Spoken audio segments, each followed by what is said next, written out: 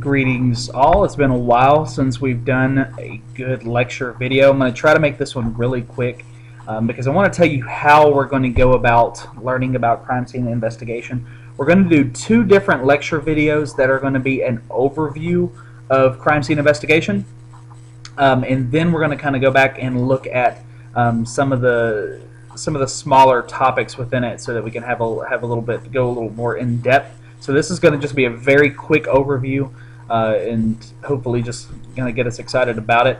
I know that many of you have been waiting for us to get into crime scene investigation, so I'm excited for us to get going with that as well. So without further ado, let's get going. Processing a crime scene. Okay, so when you get to a crime scene, here's the kind of the list of things that you need to do. You need to isolate and secure the scene. We'll go into a lot more detail with this in our later lectures, and so this is just more, let's get it in our mind of what we're supposed to do, and then we'll talk about the how we're supposed to do this. Isolate and secure the scene. It's like cording it off. Document it.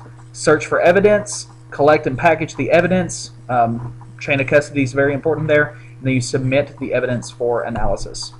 Now, for the legal side of this, okay, for the police officers who show up, the crime scene investigators, the first officer on the scene, there is an acronym that you'll need to know: ADAPT. A, the first A is assess the crime scene and assist the injured. D, detain the witnesses. A, arrest the perpetrator. P, protect the crime scene. And T, take notes. And that's something very, very important in what we're going to be doing, is you need to be able to take notes and take notes well. So, with securing the crime scene, you look for signs of life. Okay, it's not like searching Mars for water or something. You look for signs of life to see if they're, especially if we're talking about there being a potential homicide victim, or a person who's injured. Look for signs of life. You cordon off the scene, and you tape it off, or you put up some sort of barricades to keep people out from messing up the crime scene. Only authorized personnel come in. We'll talk about this more later. And then bodies should be certified as dead by a medical examiner before being moved. Don't look at somebody and say, yeah, that body's definitely dead. Pick them up, throw them in a body bag, because they might still be alive. Okay, or you need to make sure that that's not the call that you're making. Surveying the crime scene. You have a walkthrough. We'll talk about very specific ways to do a walkthrough performed by the crime scene investigator or the first officer that's there, and sometimes the lead detective. Record your initial observations of everything you could possibly think of about how things went. Then you make a plan of action on how you're going to process that scene. Documenting the crime scene. Notes, photography, sketches, videography, any way that you can to make sure that that crime scene that everything is documented that took place there, so that 2 weeks from now, 3 weeks from now, when that evidence there, that's still that scene, is going to be completely ruined, you have an ability to be able to reconstruct what the crime scene was like. Now, the note-taking portion of it. Details are key. You need to know the date, the time, description of the location, weather, environment, description of the crime, location of evidence in relation to other key points, names of everyone involved, any relevant information. Okay. One of the first things we're going to be doing with our crime scenes is just taking observations and notes, and we're going to see how detailed we can get with these notes. Photography, nothing is moved until it's it's photographed. Okay, until it's photographed. You're going to take pictures of the scene and surroundings. I'll even tell you, there's going to be a very particular way that you would take shots.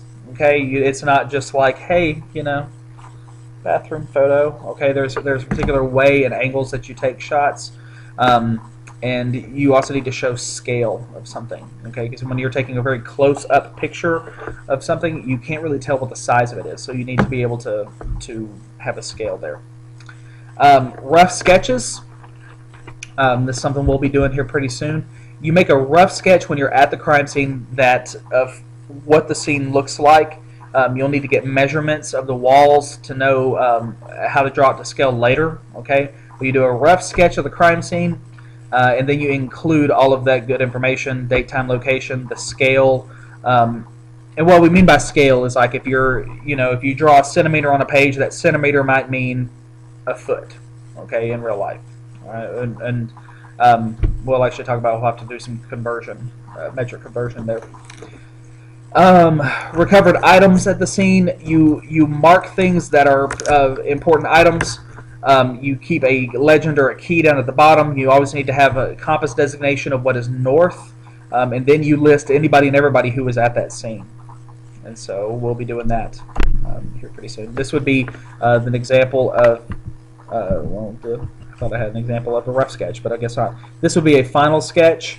After it's all done, you would go back and you would do a much more detailed description of where things are. You see that there's a body there. You see that there's different evidence tags, and you see how like the distances between them in relation to one another. So you can start to determine how things went down.